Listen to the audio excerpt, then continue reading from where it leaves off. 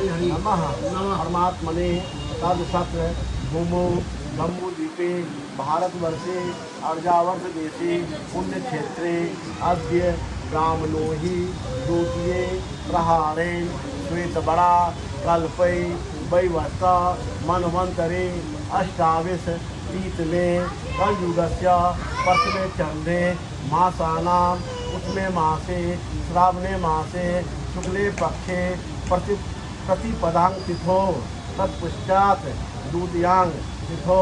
अपना नाम लीजिए, अपना गोत्र लीजिए, माँ का नाम लीजिए। सत्य मोक्ष स्वर्ग प्राप्ति कामनाया अहम गरुड़ पुराण भागवत गरुड़ पुराण कथा श्रवण षष्ठो एवं सप्तमो अध्याय अहम शृणामि।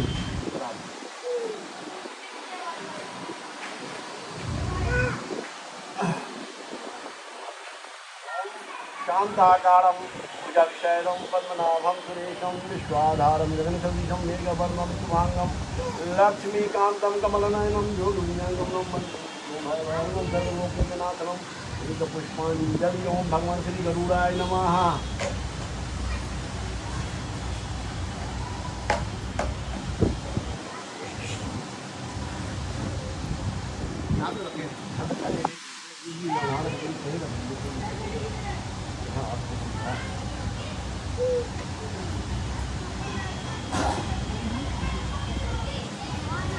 सभी लोग प्रेम से एक बार स्मरण कीजिए, श्रीमन्नारायण नारायण नारायण, श्रीमन्नारायण नारायण नारायण, प्रभु नारायण नारायण नारायण, श्रीमन्नारायण नारायण नारायण, श्रीमन्नारायण नारायण नारायण, प्रभु नारायण नारायण नारायण, श्रीमन्नारायण नारायण नारायण।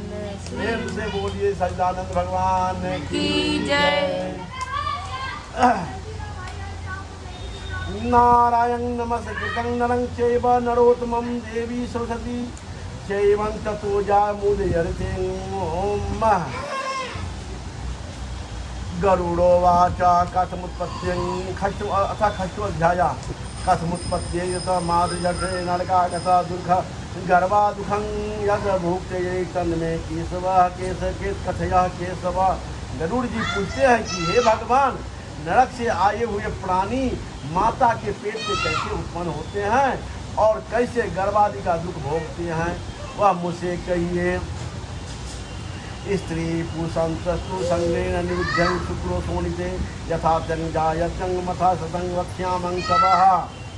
श्री विष्णु भगवान कहते हैं कि स्त्री और पुरुष के प्रसंग से वीर्य और रज से जो गर्भ ठहर जाते हैं, जाने से जो मनुष्य को होता है, वह मैं तुमसे कहता हूँ। ऋतु मध्य ही पापानां देहोत्पत्ति प्रजायते इंद्रस्य बृहस्पत्यां सूर्यास्मिन् तस्मिन् प्रिये। जिस ऋतु काल में 3 दिन इंद्र की ब्रह्म हत्या रहती है, उन्हें 3 दिनों में पापियों के शरीर से उत्पन्न होती है।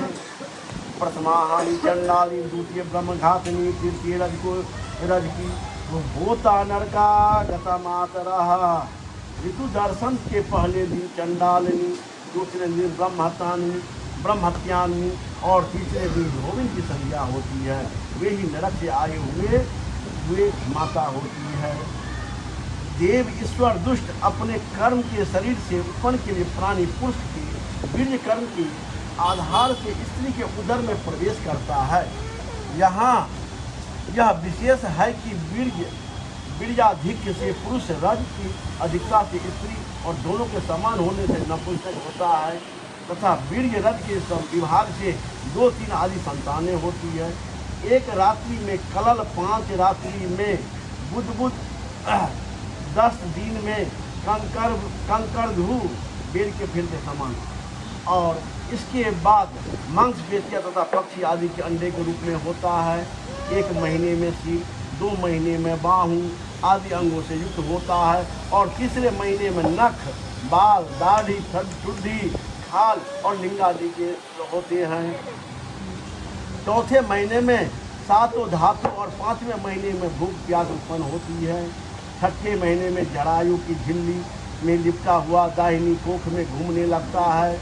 माता के खाए हुए अन्न पान से बढ़ता हुआ वह जीव विष्ठा और मूत्र की दुर्गंध उस गड्ढे में सोता है, जिससे कि जीवों की उत्पत्ति होती है। उस गर्भ में रहने वाले भूखे कीड़ों को काटने से उसके शरीर में घाव हो जाते हैं। सुकुमारता के कारण वह बहुत दुख पाता है और मूर्छित हो जाता है। माता के खाए हुए कड़वे, तेज, गर्म, नमकीन, रूखे और खट्टे आदि दुखद पदार्थों का स्पर्श उसके शरीर को कष्ट होता है। वह वहाँ जरायु में लिपटा और बाहर आंतों से घिरा हुआ कोख में सिर करके पीठ और गर्दन झुकाए हुए पिंजरे में फंसे हुए पक्षी की तरह अपने अंगों के हिलाने डुलाने में भी असमर्थ हो जाता है। एक बार बोली श्रीमन नारायण भगवान की जय। वहाँ भाग्यवश पूर्व जन्म का स्मरण हो आता है। इसे सैकड़ों जन्मों में किए हुए कर्मों का स्मरण कर लंबी सांस लेता हुआ सुख नहीं पाता है, अर्थात बहुत दुखी होता है। सप्तधात रूपी बंधन से बंधा हुआ ऋषि आत्मदर्शी जीव जड़ के मारे हाथ जोड़कर विकल प्राणियों के उस भगवान की स्तुति करता है जिसने उसे उदर में स्थापित किया है।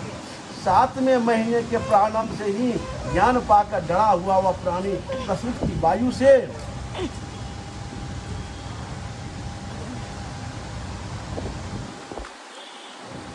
एक जगह नहीं रह पाता है।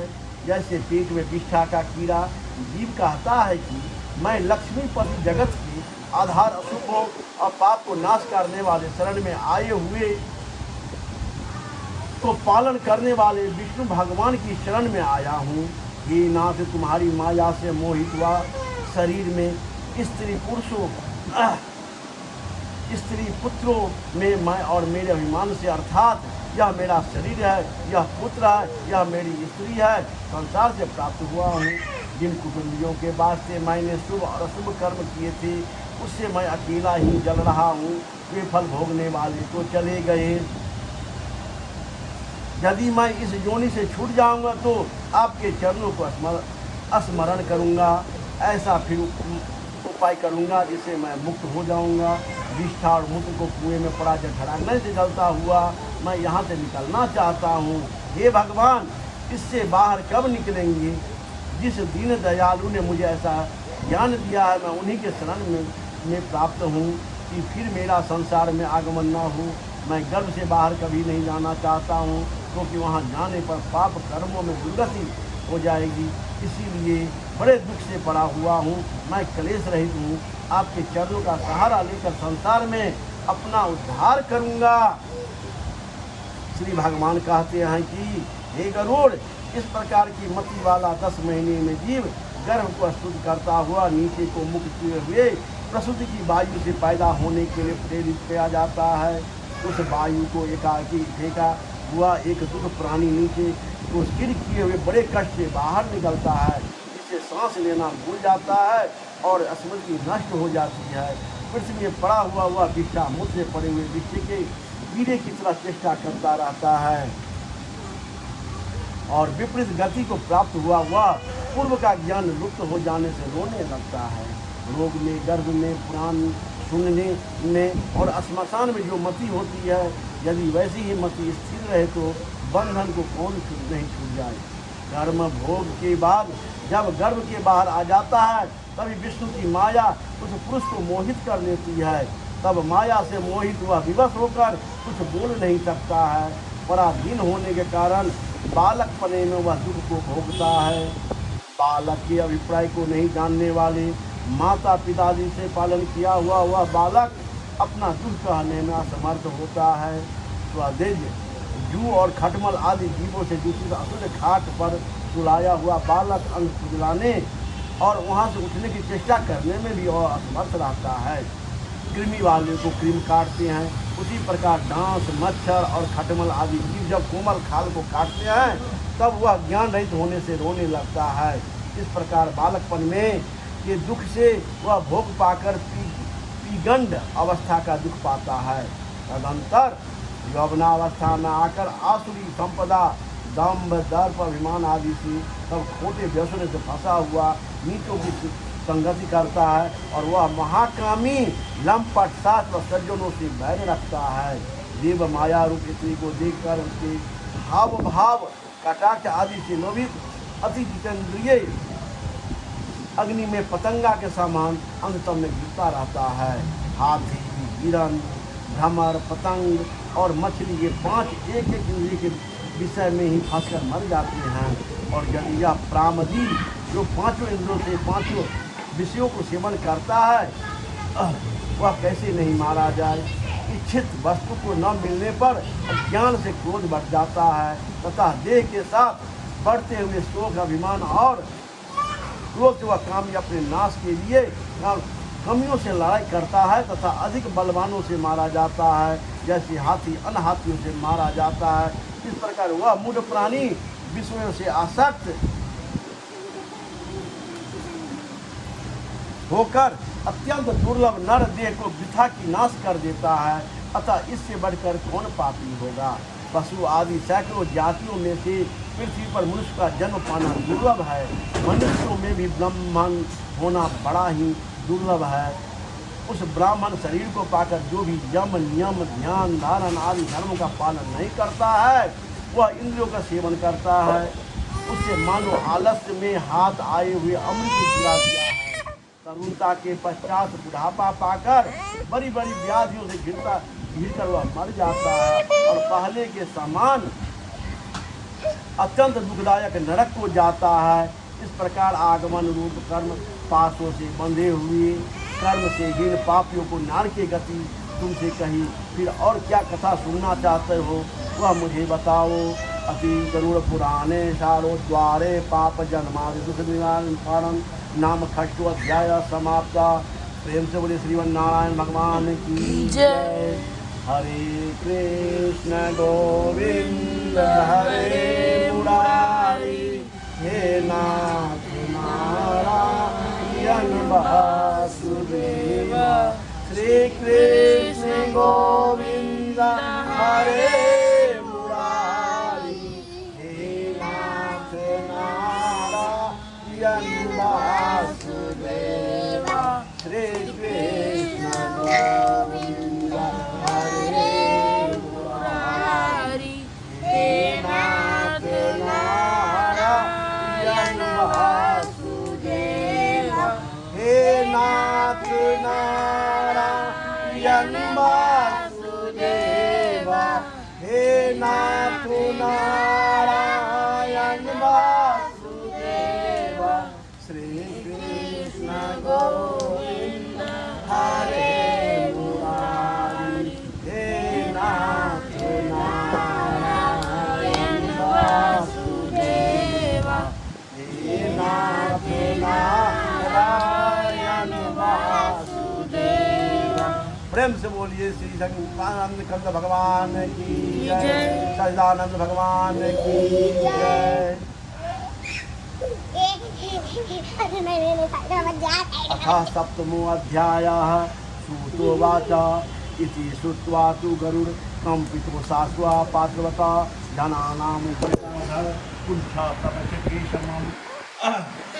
जी ने कहा।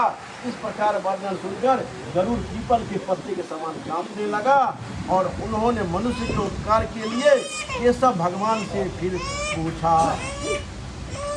गरुड़ोवाचा कृत्वा पापानि मुनिजा प्रमादि मुद्धोता विवा या यान्ति यातना यम्या येन कथयताम्। गरुड़ जी ने कहा, मनुष्य जानकर अथवा अनजाने में पापों को करके यम की यातनाओं को न पावे ऐसा कौन सा उपाय है वह हमें कहिए। संसार वर्ण गमनांग पापोपहित बुद्धिनांग संसार रूपी समुद्र में डूबते हुए दुखित आत्मा वाले, पाप से नष्ट बुद्धि वाले और विषय वासनाओं से नष्ट वाले, आत्मा वाले उद्धार के लिए संसार सर्वनारायणां दीनो चेतसाम पाप भुट्टानां विषयोपातात्मनं। हे स्वामी, पुराणों में जो निश्चित उपाय बतलाए गए हैं वह कहिए जिससे मनुष्य की सदगति हो। श्री भगवान ने कहा, हे गरुड़, तुमने मनुष्यों के उपकार के लिए बहुत अच्छा प्रश्न किया है। अब तुम एकाग्रचित होकर सुनो, मैं तुमसे बताता हूँ। पहले मैंने पुत्रहीन पापियों की दुर्गति कही है। हे खगेश्वर, पुत्र वाले धर्मात्मा को कभी दुर्गति नहीं होती है। यदि किसी धर्म के विरोध से पुत्र की उत्पन्न न हुआ हो तो बुद्धिमान मनुष्य की जो उपाय से पुत्र उत्पन्न करने के लिए यत्न साधना करते हैं, पुत्र के उत्पन्न धारण करने का उपाय कहते हैं। भक्ति पूर्वक सतचंडी के विधान से हरिवंश पुराण की कथा को सुनिए। यदि किसी व्यक्ति को पुत्र या संतान उत्पन्न नहीं होता है तो पहले के ज़माना में हरिवंश की कथा सुनाया जाता था, और हरिवंश कथा से उस व्यक्ति को, वह व्यक्ति पुत्रवान या संतान उसको निश्चित होता था। हरिवंश पुराण की कथा को सुने और भक्ति भावना से शिव की आराधना द्वारा अच्छी बुद्धि वाला मनुष्य पुत्र उत्पन्न करे। पुत्र पुत्रात्मक नरक से पिता को बचाता है। इसीलिए ब्रह्मा ने आपने ही उसे पुत्र कहा है। एक भी धर्मात्मा पुत्र सब कुल को ताड़ देता है, सकल लोकों को जीत लेता है और सनातनी पद्धति है। इस उत्तम पुत्र का महात्मा वेदों में कहा हुआ है। इसीलिए पुत्र का मुख देखकर पिता पितृ ऋण से मुक्त हो जाता है। पौत्र के स्पर्श से मनुष्य 3 प्रकार के ऋणों से छूट जाता है। जमलोक आदि लोकों को उल्लंघन कर जाता है और पुत्र पौत्र प्रपौत्र से स्वर्ग की प्राप्ति होती है। ब्रह्म विवाह से ब्याही गई जो पत्नी है उसे उत्पन्न पुत्र ब्रह्मोड़ा पुत्र कहलाता है। वह पुत्र जो धर्मलोक माने स्वर्गलोक आदि में पहुंचता है, वहाँ संग्रहित अर्थात बिना विवाहिता स्त्री से उत्पन्न पुत्र अधोगति नरक में पहुंचता है। इस तथ्य को जानकर मनुष्य दीन जाति की कन्या से विवाह का त्याग करी। हे गरुड़, स्वर्ण स्त्रियों में पतियों में स्वर्ग और पारस पुत्र उत्पन्न होते हैं। वे ही श्राद्ध दान से पितरों को स्वर्ग पहुंचाते हैं। पुत्र द्वारा प्राप्त श्राद्ध से मनुष्य स्वर्ग जाता है। यही नहीं, अपितु प्रेत भी पढ़ाइयों के लिए श्राद्ध से स्वर्ग में जाता है। इसे सुनो। इसी बात का दृष्टांत करने के लिए प्रालौकिक दान को उत्तम महत्व का सूचक और इतिहास कहता हूँ। एक बार प्रेम से बोलिए वृंदावन बिहारी लाल की जय। हे गरुड़, त्रेता युग में सुंदर महोदयपुर में अति बलवान और धर्म में निष्ठावान भगुवाहन नामक एक राजा हुआ करता था। विधिवत यज्ञ करता, नाग देने वाला, लक्ष्मीवान, ब्राह्मणों और भक्तों, साधु का प्यारा और चरित्र आचार तथा गुणों से युक्त और दया और दक्षिण्य से युक्त, धर्म से अपने और पुत्र के समान प्रजा का पालन करता हुआ, दंड देता हुआ और राजा नित्य ही क्षत्रियों के धर्म में तत्पर रहता है। इसी समय महाबलवान यह राजा सेना सहित शिकार के लिए गया और नाना प्रकार के वृक्षों से युक्त घने वन में प्रवेश किया। वह वन नाना प्रकार के वृक्षों से भरा हुआ था। उसमें नाना प्रकार के पक्षी कलरव कर रहे थे। राजा ने वन में दूर से एक मृग को देखा, अतः राजा को अति तीक्ष्ण और अति पुष्ट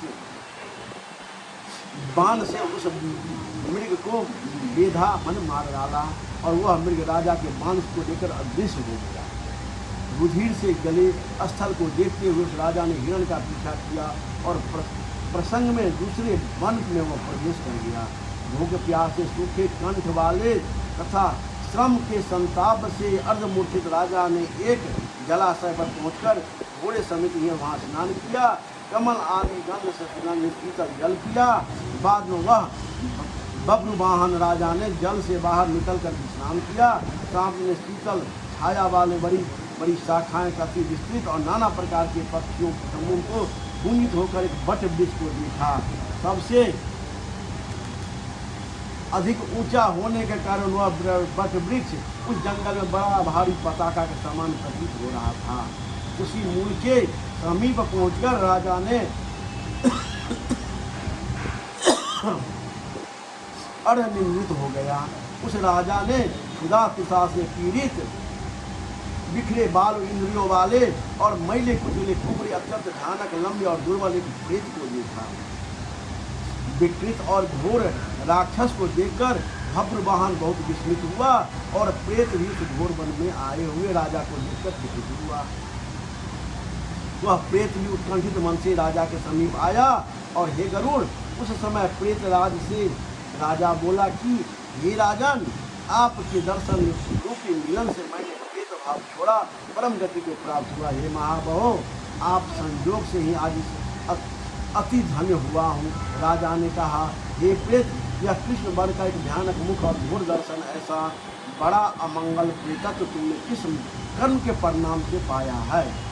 हे तात, तुम मुझसे वह प्रेतत्व की सब कारण कहो। तुम कौन हो? तुम्हारा प्रेतत्व किस दान के दूर से होगा? प्रेत ने जवाब दिया कि हे राजश्रेष्ठ, मैं तुमसे आदि से अंत तक सब कहता हूँ। मेरे प्रेतत्व का कारण सुनकर तुम मुझ पर दया करने योग्य हो। तब संपत्तियों से पूर्ण वैदिश नाम का एक नगर है, जो अनेक प्रकार के जनपदों तथा रत्नों से परिपूर्ण है, भवनों और प्रसादों की शोभा से संयुक्त है, नाना प्रकार के श्लोक स्मार्थ आदि धर्म से युक्त है। ये तात, उस पूर्व में देवताओं का पूजन करता हुआ मैं निवास करता था। मैं जाति का वैश्य हूँ, माने बनिया हूँ। मेरा नाम सुजीव है, यह आप जाने। मैं हव्यसान से देवताओं की ओर और कव्यान पिंडदान से पितरों को संतुष्ट किया करता था। मैंने नाना प्रकार के दानों से ब्राह्मणों को संतुष्ट किया करता था और दीन, अंधे और पंगु मनुष्यों को मैंने अनेक प्रकार से अन्न दिया। हे राजन, यह मेरा सब सुकर्म जैव योग से निष्फल हो गया। जिस प्रकार मेरा सुकृत निष्फल हो गया, मैं उसे कहता हूँ। मेरे संतति बांधव मित्र आदि ऐसे कोई नहीं है जो मेरी अर्धदेही क्रिया करी। हे महाराज, षोडश मासिक श्राद्ध जिसका नहीं होता है, उसका प्रेतत्व सैकड़ों श्राद्ध करने पर भी नहीं जाता है। हे महीपते, आप अर्धदेही क्रिया करके मेरा उद्धार करें। इस लोक में राजा सब बनने का बंधु कहा जाता है। इससे हे राजन, मुझे तारे, मैं आपकी मणि रत्न दूंगा, जिससे मेरी संगति हो और प्रेत की योनि से छूट जाए। ऐसा कार्य करें। ये वीर महाराज, यदि मेरा प्रिय करना चाहते हो तो आपको ऐसा करना चाहिए। प्यास और भूख आदि से दुखों के कारण प्रेतत्व मुझे बहुत ही दुखद हो रहा है। इस वन में सुंदर स्वादिष्ट फल और शीतल जल है और मैं प्यासा होकर न फल को खा सकता हूँ और न मैं जल को पी सकता हूँ, क्योंकि मैं प्रेत योनि में हूँ। हे राजन, यदि मेरी अर्धदेही क्रिया नारायण विधि से हो और उसके आगे की सब विधियाँ भी वेद मंत्रों से कराई जाए तो निश्चय ही मेरा प्रेतत्व नष्ट हो जाएगा। इसमें कोई संदेह नहीं है। प्रेम से बोले बिहारी लाल की जय। वेद मंत्र, तप, दान और सब जीवों पर दया, उत्तम शास्त्र को सुनना, स्वजनों की संगत, विष्णु की पूजा, ये सब बातें प्रेत योनि को नाश करने के लिए ही होती है। ये मैंने सुना।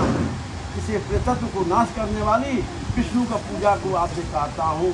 न्याय से एकत्र किए हुए स्वर्ण, सोना, 32 मास स्वर्ण लेकर हे राजन एक नारायण की प्रतिमा बनावे। उस प्रतिमा का 2 पीले कपड़ों में आच्छादित और सब आभूषण से शोभित करे और अनेक प्रकार सप्त तीर्थ के जलों से स्नान कराकर सिंहासन स्थापित कर पूजन करे। उस स्वर्णमयी प्रतिमा के पूर्व भाग में श्रीधर, दक्षिण में मधुसूदन, पश्चिम में वामदेव और उत्तर में गदाधर को रखिए और मध्य में ब्रह्मा तथा महेश्वर को स्थापित कर गंध पुष्प आदि से विधि पूर्वक पृथक पृथक पूजन करे, मैंने अलग अलग से पूजन करे। एक बार प्रेम से बोलिए सदानंद भगवान की जय। ततः प्रदक्षिणा करके अग्नि में देवताओं को तृप्त करके घी, दही और दूध से विश्वदेव को तृप्त करे। अनंतर स्नान कर नारायण के आगे विधि पूर्वक अर्धदेही क्रिया करे। क्रोध तथा लोभ से रहित होकर शास्त्र की रीति से जल, श्राद्ध और विश्वोत्सर्ग करे। जिसके पीछे ब्राह्मणों के लिए कीड़ा पद दान करे और सैया दान कर प्रेत के लिए घट का दान करे। एक श्राद्ध जो होता है तो दो प्रकार का होता है, एक होता है पंचदान, एक होता है वृक्षोत्सर्ग। तो पंचदान में होता है 5 चीज होता है, छत्ता जूता सज्जा दान से बर्तन बासन हो गया। अब वृक्षोत्सर्ग में जो होता है वह बहुत ही कठिन है और बहुत ही दुर्लभ भी है और कठिन भी है। उसमें क्या होता है, तो बैल को जो दागा जाता है, जो सांड बनता है, उसको एक एल टाइप का लोहार को गरमा करके और उसके यहाँ पर त्रिशूल बनाया जाता है, वह वृक्षोत्सर्ग का आता है। उसमें महापात्र की पत्नी आती है जिसका पैर का पूजा करते हैं। दो चीज वृक्षोत्सर्ग में दिया गया है, वह पालकी महापात्र की पत्नी भी आती है। तो बड़े बड़े पहले इसमें बड़े बड़े थे तो लोग कराते थे वृक्षोत्सर्ग, लेकिन आजकल 99% पंचदान ही होता है। प्रेम से बोलिए वृंदावन बिहारी लाल की जय। राजा ने पूछा, हे प्रत घट कैसे दान करे और किस विधि से उसका दान होगा? या तुम सब जीवों पर दया करके प्रेत को मुक्ति पान देने वाले घटदान की विधि को कहो। प्रेत बोला, महाराज आपने अच्छा प्रश्न किया है, मैं कहता हूँ आप ध्यान लगाकर सुनिए। जिस सुदृढ़ दान से प्रेतत्व नहीं होता है, यह प्रेत घट नामक दान सब अशुभों को नाश करने वाला होता है, आगत्यों को क्षय करने वाला होता है। यह सभी मनुष्य लोकों में दुर्लभ होता है। तपाए हुए सोने का घट बनाकर ब्रह्मा, ईश, केशव, लोकपाल, इंद्र, यम, वरुण, कुबेर आदि को आवाहन करके उस घड़े को में संयुक्त रूप से पूजन करे। उसमें घी और दूध भरकर भक्ति और नम्रता से ब्राह्मण को दान कर दे। इस घट के दान होने से अतिरिक्त और सैकड़ों दानों से कोई आवश्यकता नहीं है। उस घट के मध्य में ब्रह्मा तथा विष्णु अविनाशी शंकर का आह्वान करे तथा पूजन करे। पूर्व आदि दिशाओं में घट और कंठ के क्रम से लोकपालों का पूजन करे। हे राजन, धूप, फल और चंदन से विधि पूर्वक पूजन करके दूध और घी समेत उसमें सोने के घट को दान करना चाहिए। महापातकों को नाश करने वाला यह सब दानों में श्रेष्ठ दान है। इसीलिए हे राजन, प्रेतत्व दूर करने के लिए मनुष्य को यह दान अवश्य करना चाहिए। श्री भगवान वाच, हे कश्यप, इस प्रेत के साथ जब राजा बात कर रहा था उस समय हाथी, घोड़ा तथा रथों की भारी हुई। उस राजा की सेना भी राजा को ढूंढते हुए वहां आ गई। सेना के आ जाने पर राजा को महापानी देकर और नमस्कार कर पुनः प्रार्थना कर प्रेत अंतर्ध्यान हो गया। फिर उस वन से निकलकर राजा भी अपने नगर को आया। अपने पुर में पहुंचकर प्रेत के कथनानुसार कहा, हे गरुड़, राजा ने अर्धदैहिक विधि से उस प्रेत के लिए सभी श्राद्ध किया। उसके पुण्य देने से प्रेत योनि से छुटकर स्वर्गलोक को गया और दूसरे के लिए दान और श्राद्ध से प्रेत की उत्तम गति को प्राप्त हुआ। यदि पुत्र के दिए हुए श्राद्ध से पिता सदगति को प्राप्त होता है, इसमें कोई आश्चर्य नहीं है। इस पवित्र इतिहास को जो सुनेगा और कहेगा वे दोनों पापी होने से भी बचेगा और प्रेत योनियों से उत्पन्न नहीं हो सकता है, इसमें कोई संशय नहीं। इसी गरुड़ पुराणे सारद्वार बब्रुवाहन प्रेत संस्कारो नाम सप्तम अध्याय समाप्तं।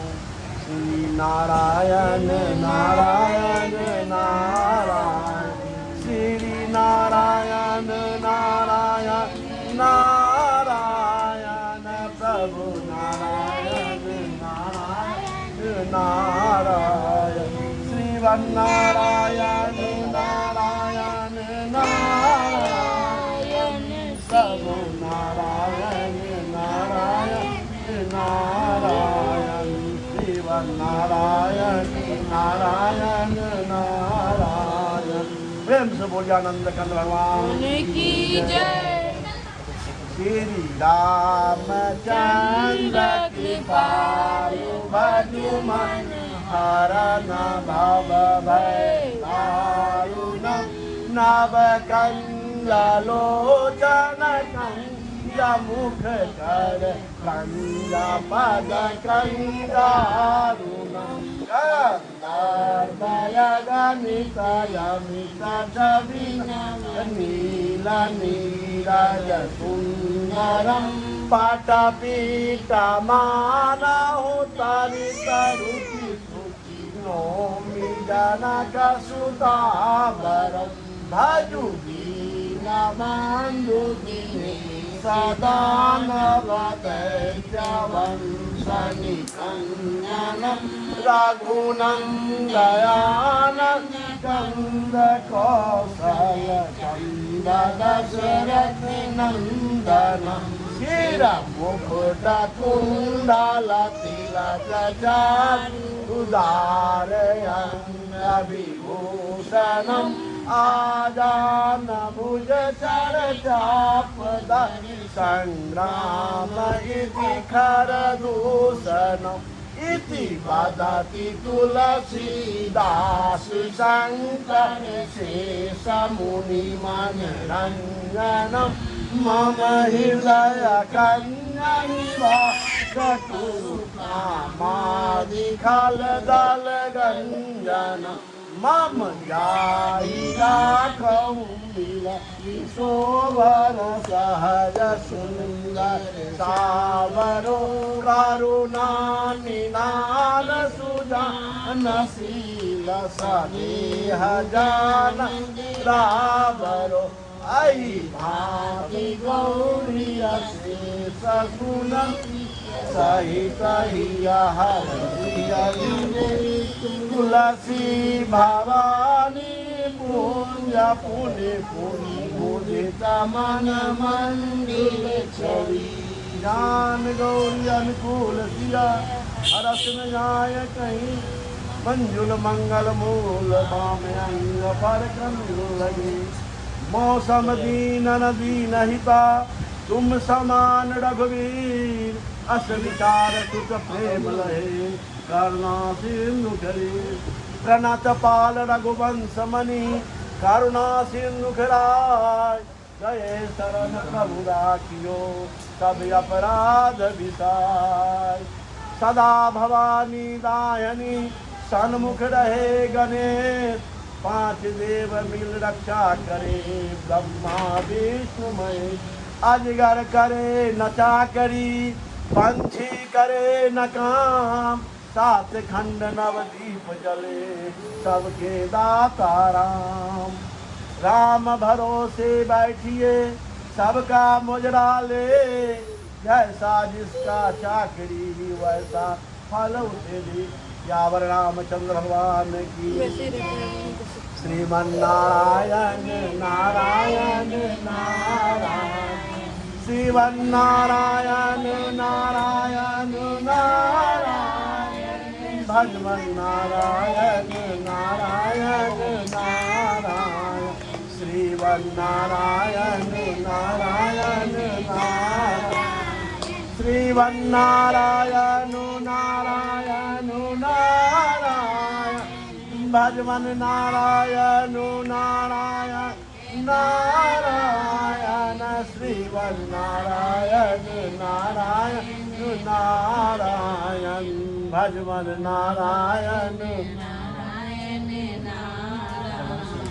हरे कृष्ण गोविंद हरे मुरारी हे नाथ नारायण वासुदेव श्री कृष्ण गोविंद हरे मुरारी हे नाथ नारायण वासुदेव श्री कृष्ण गोविंद हरे मुरारी हे नाथ नारायण वासुदेव हे नाथ नारायण वासुदेव हे नाथ नारायण वासुदेव हे नाथ नारायण वासुदेव श्री कृष्ण गोविंद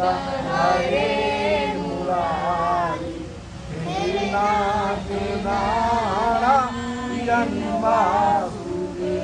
बोले सच्चिदानंद महाराज की जय। वृंदावन बिहारी लाल की जय।